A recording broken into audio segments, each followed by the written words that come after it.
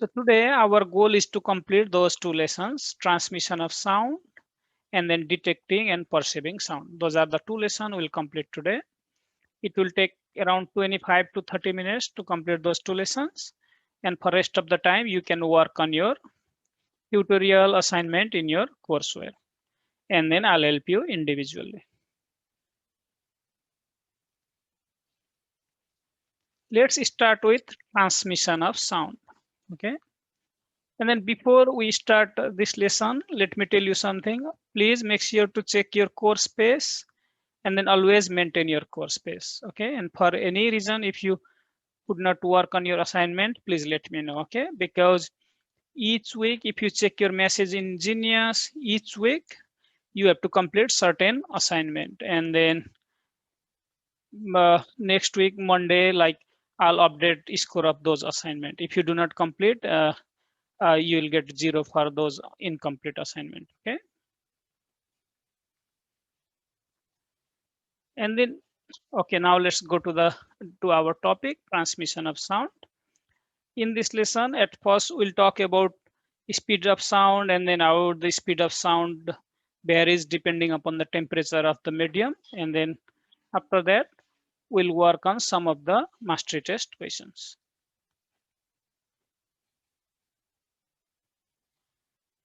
Okay, before starting this slide, let's make sure that you all are hearing my sound and seeing this screen. Okay, if you are hearing the sound and seeing this screen, please give me a thumbs up or type yes in your chat.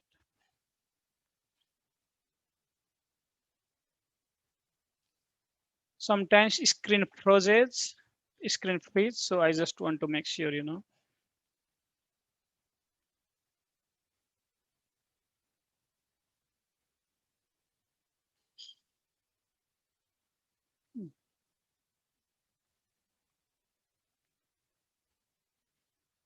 Are you all with me? I didn't see like any yes or thumbs up. I just want to make sure that you are seeing this screen.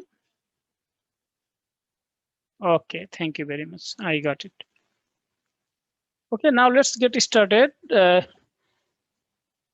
Now, whenever we go through the slide, make sure to take notes as well, okay? So sound travels more slowly than light. That means speed of sound is way less compared to the speed of light, which is approximately 3 times 10 to the power 8 meters per second. Get another color. So this color. And sound travels at about 343 meter per second under normal atmospheric pressure and temperature 20 degree Celsius. Okay. And then if we use the general definition of sound, speed is defined as change in distance over time period. Del D is change in distance over that time period. That is the general definition of speed. But in our case, speed of sound is the product of wavelength and frequency of the sound. And frequency of sound is measured in cycle per second or hertz. And this is called universal wave equation. You have pen and paper, write that definition where B is velocity.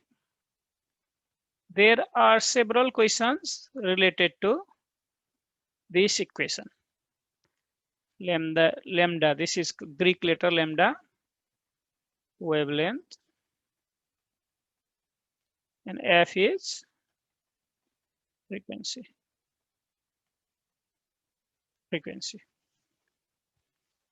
I'll give you some time to write that equation. Velocity is wavelength time frequency of a sound wave. Okay, now let's go to the next slide. Now in this slide, we'll talk about how the temperature and the speed of a sound are related to each other, okay? At first, let's discuss about how the speed of the sound varies depending upon the temperature of the medium. Whenever the temperature of the medium or air increases, the speed of sound increases. And if the temperature of the sound decreases, speed of the sound decreases. That means speed of sound is directly proportional to temperature of the air. Let me write in that way. If P increases, T is temperature of air or medium, speed is increases. And if temperature decreases, speed of the air decreases. Okay, we do have direct relationship. Now we can calculate speed of sound at any temperature using this equation, and then I'll talk about this equation. The speed of sound in dry air at 0 degrees Celsius is 331 meter per second. And then for unit increase in temperature, sound increases by 0.6 meter per second. So that velocity of sound at any temperature is given by, speed of sound at any temperature is given by this equation, that is V is equal to speed of sound is equal to 331 meter per second plus 0.6 times T, that is the temperature in degrees Celsius. Okay, and then make sure to write that equation. I'll give you some times. You can write that equation.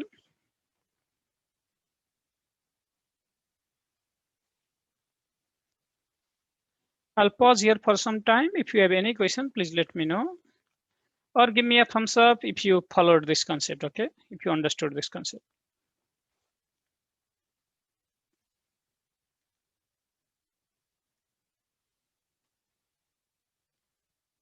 Okay, now let's work on some of the questions from the mastery test.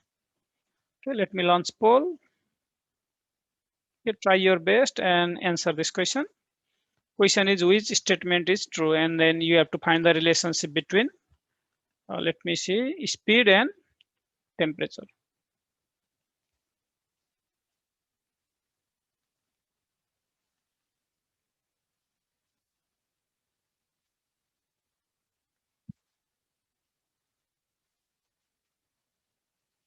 I encourage all of you to answer this question. Try your best, okay? And then eventually I'll answer this question.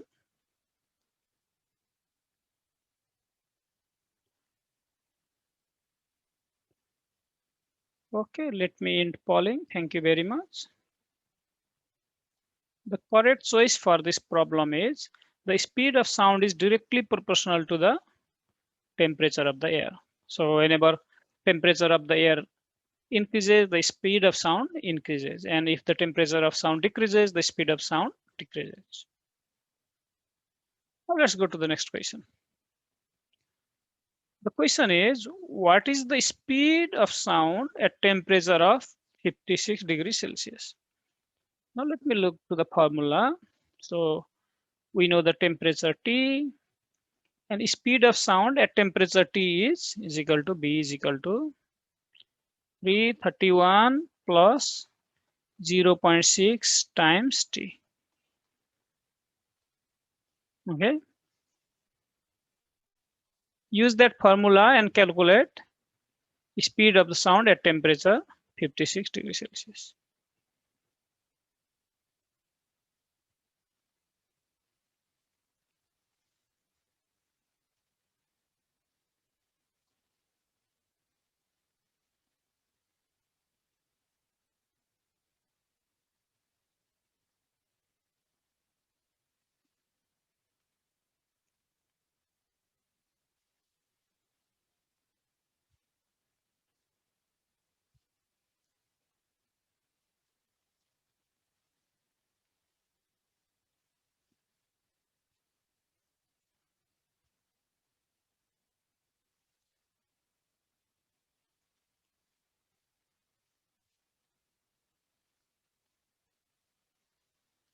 Okay, let me end polling. Thank you very much. I really appreciate it. The correct choice for this problem is C, that is 300. 65 meter per second. So all you need to do is just plug in the value of temperature. 331 plus 0.6 times 56. Use any calculator. You can use online calculator or physical calculator. Calculate that value. You'll get around 365 meters per second. Correct choice is C. Now let's go to the next question.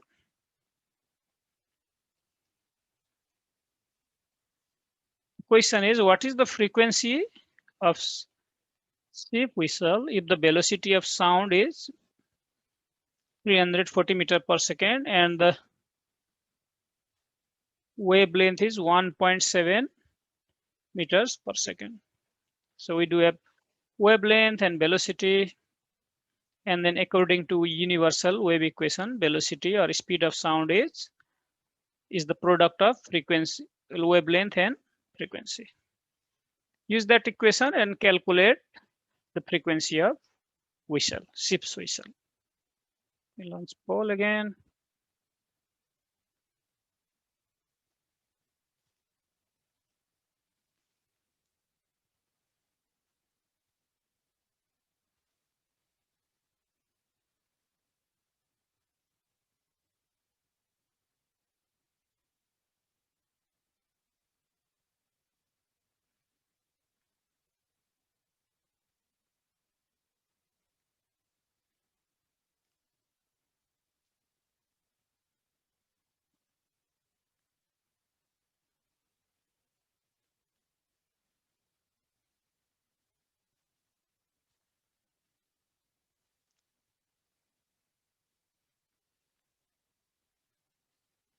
Let me in polling.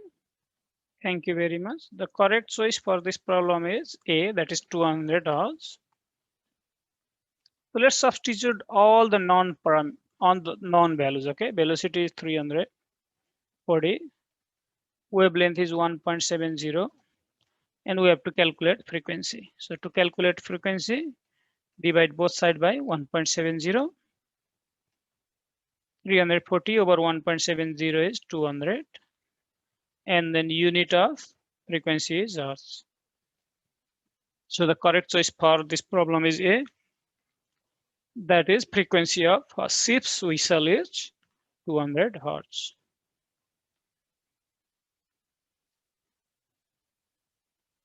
Let me wait for some time. If you have any question, please let me know. And then you can give me a thumbs up if you understood this problem.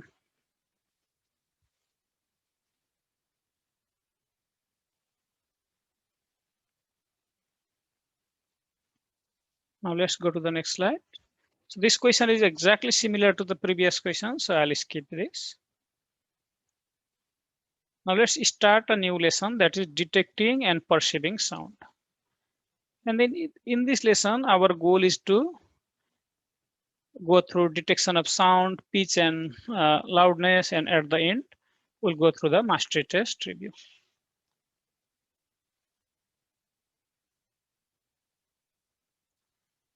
I'll strongly suggest you to take note whenever we go through the slide, okay? Sound waves are pressure waves that transfer of energy from one point of the medium to the another medium. So it's 1 point, okay? Another point in the medium, sorry.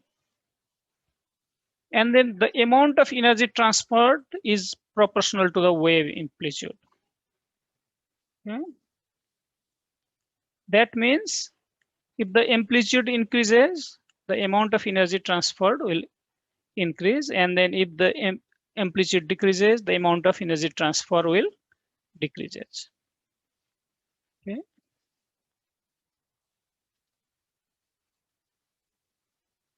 When there are two or more than two sources, the interference of sound can affect the amplitude and amplitude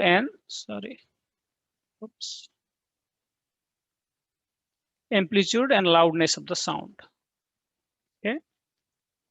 That means at some points there will be constructive interference, and at some points there will be destructive interference. And the point where there is destructive interference, there will be there will be little or no sound to be heard. That means their amplitude will get amplitude of one wave will get cancelled to another wave, and then there will be no resultant amplitude.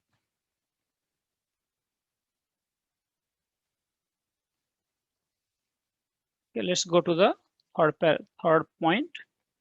According to the inverse square law, intensity of intensity state that sound intensity state that loudness is inversely proportional to the square of the distance between source and listener. So if this is a source, and then if this is a listener, then loudness is inversely proportional to the distance square of the distance between the source and listener.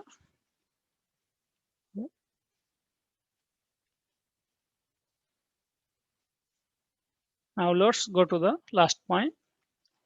The human ear is extremely sensitive organ that can detect sound of various frequency and amplitude, and then our eardrum converts sound wave into vibration into the middle ear, and then in the inner ear, the vibration are transformed into nerve impulses and sent to the brain.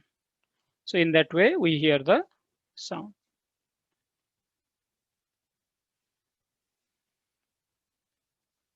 And then you can always take main points of the slide, so that whenever you take your mastery test, it will be helpful. Let me wait for some time. If you have any question, please let me know.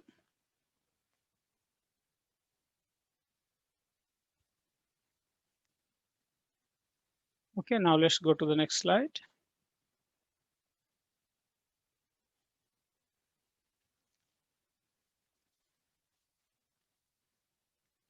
So in this slide, we'll talk about pitch and loudness.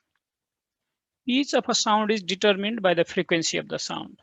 The higher the frequency, the higher the pitch. That means pitch is directly proportional to the frequency. And then our human ear detects a sound in a wide range of frequency, that is between 20 to 20,000 hertz. And then any frequency of the sound wave beyond this range, we cannot hear that sound.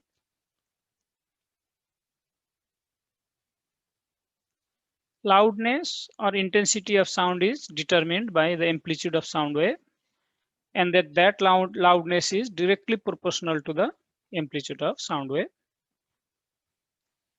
That means increasing the amplitude of the sound increases the loudness, and decreasing the amplitude decreases the loudness.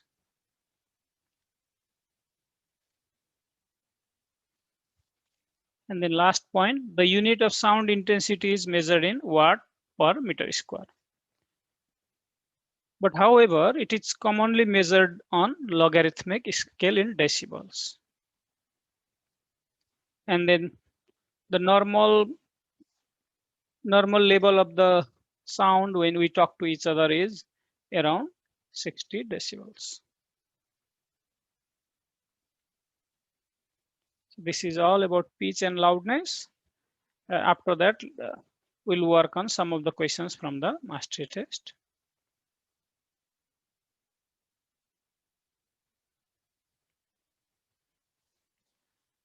Question is, which statement is true for the relationship between transported energy and amplitude of the sound waves?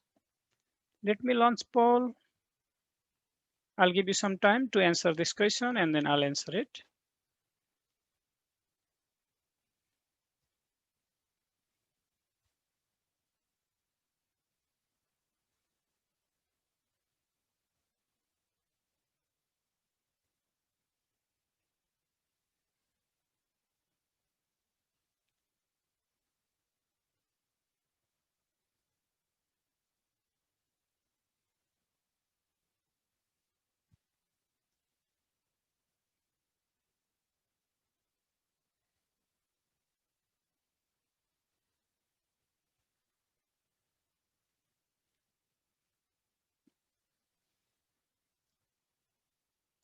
Okay, let me in polling. Thank you very much. The correct choice is B, that is, with an increase in the amplitude, the energy of the sound wave increases. Correct choice is B.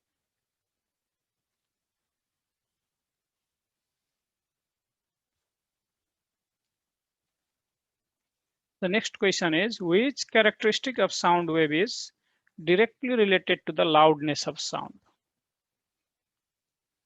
We launch poll again.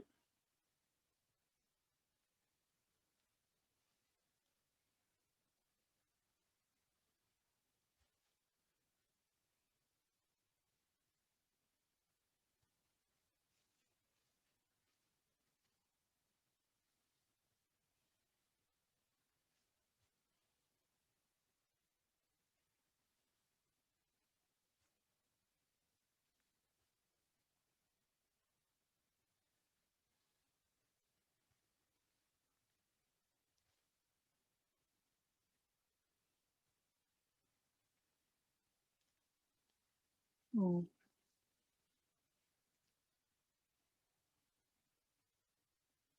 let me in polling. Thank you very much.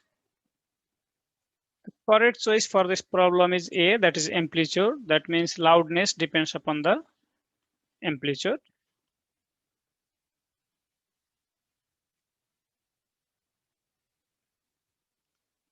Now this question is about the relationship between frequency and pitch of the sound. Okay. Again, let me launch the poll again.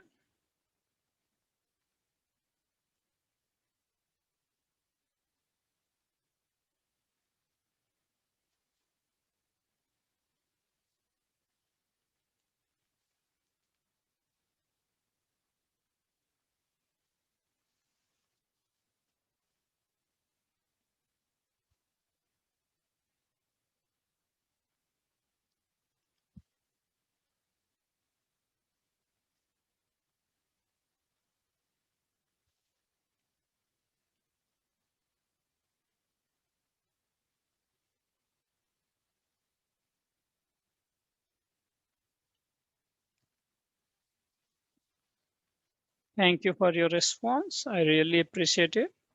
The correct choice for this problem is C. As the frequency of sound decreases, the pitch decreases. So there is direct relationship between the pitch, sorry, between the frequency and the pitch of the sound.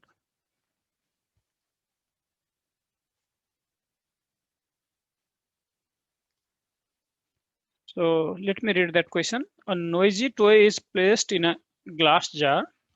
All the air is then slowly removed from the jar. How does this affect the sound you hear?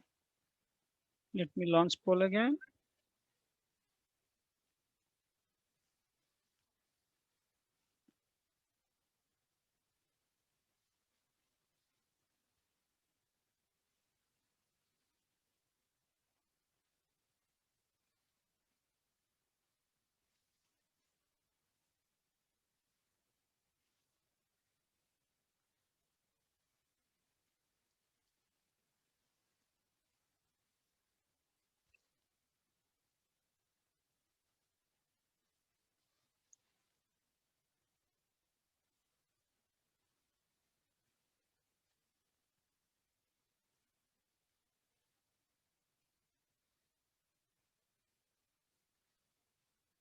Okay, thank you for the participation. The correct choice is B. The sound of the toy decreases and then stops because sound always need medium to travel. So whenever we slowly removed all the air, so there is no medium. So that means sound will eventually stops. So now let's do one thing. For we still have around 15 minutes left. So I'll put you in a breakout room. Go to your courseware. Go to your courseware and keep working on your tutorial or mastery test. And then if you have any question, I'll help you individually. Okay. Now let me open breakout rooms.